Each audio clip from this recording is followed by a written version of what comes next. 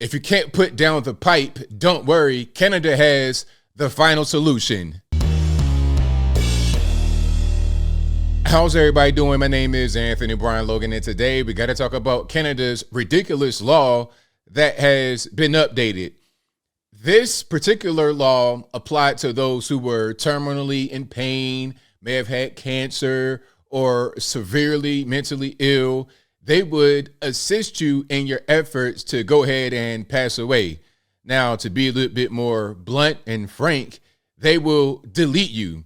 That's what's going on. Now, I can't say certain words because we're on YouTube and they don't like when I say certain things, but y'all can put two and two together to get four. Now, they're calling this assisted dying, maybe even euthanasia. Now, last I checked, I thought only animals could get euthanized, put down. Like if your dog is 20 years old, on its last leg, in constant pain, limping around, you euthanize your dog.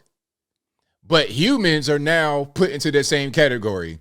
This is totally crazy and totally sick. But you know what? Once we get past all the emotion and the initial shock, I think this is being done for a financial purpose, okay?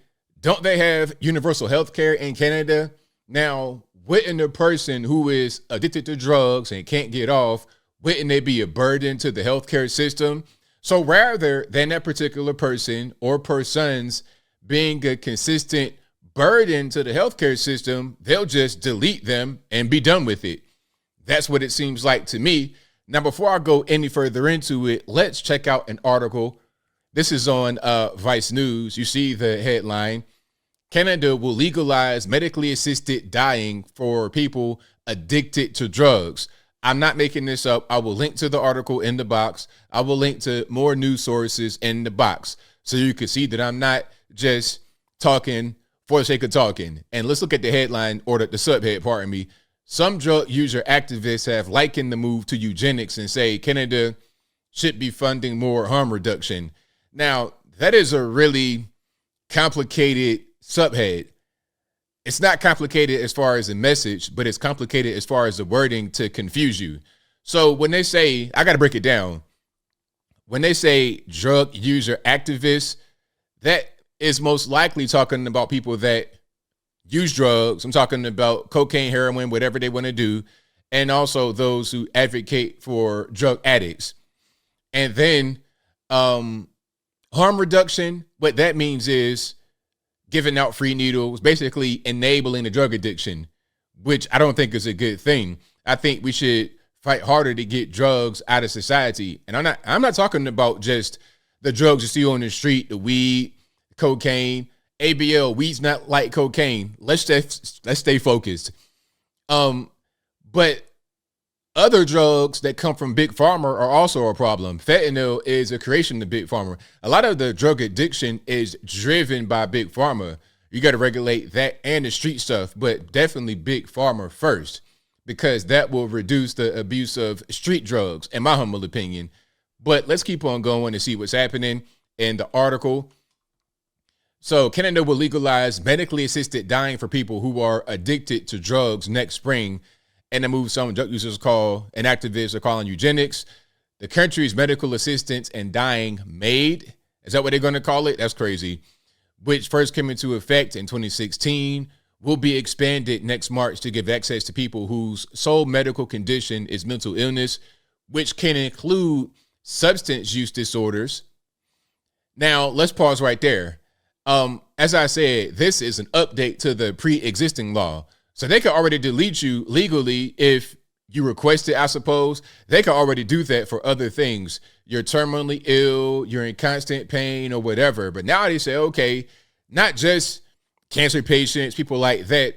If you are a crack smoker, a fentanyl abuser, we can delete you as well. And it'll be compassionate.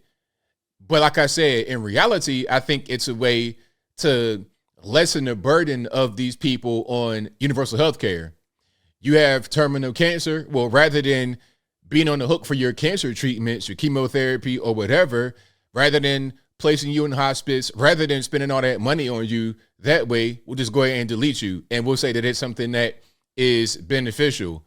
All right. People may have thoughts in their mind to end their life, Canada will just accelerate the process and give you an avenue to take. That's probably what's going on, and the same thing here. That is clearly what's happening.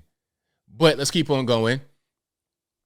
Before the changes take place, however, a special parliamentary committee, death panel, or MAID, will regroup to scrutinize the rollout of the new regulations, according to the Toronto Star. Currently, people are eligible for MAID if they have a grievance and irremediable medical condition, such as a serious illness or disability that has put them in an advanced state of irreversible decline and cause enduring physical or psychological suffering, excluding mental illness. But now we're going to include the mental illness. Now, back to disability. Okay, you may have had a serious car accident and you're getting a lot of surgeries and it's not getting really better for you and you are in a state of depression. You can go ahead and have this done. So for Canada, it's a win-win. They are able to help you stop suffering, but they are also able to help themselves save money. Now, am I being cold? Am I being callous? Am I kind of off the mark? You guys let me know your thoughts about this in the comments, but we continue. Anyone who receives MAID must also go through 2 assessments from independent healthcare providers, among meeting other criteria. The contentious idea of including people who are addicted to drugs is being discussed this week at a conference for the Canadian Society of Addiction Medicine in Victoria, BC. Quote, I don't think it's fair, and the government doesn't think it's fair, to exclude people from eligibility because their medical doctor or their suffering is related to a mental illness, said Dr. David Martel, physicianist lead for addictions medicine at Nova Scotia Health, who is presenting a framework for assessing people with substance use disorders for MAID at the conference. As a subset of that, it's not fair to exclude people from eligibility purely because their mental disorder might either partly or in full be a substance use disorder. It has to do with treating people equally. I mean, that's totally crazy. Now, let's keep on going here.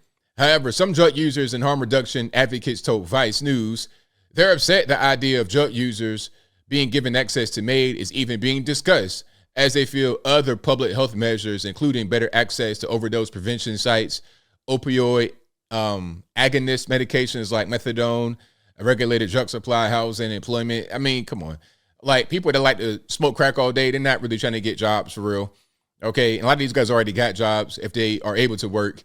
The problem is big pharma, street drugs. That's the issue. As long as that's still going on, this is going to be a constant problem.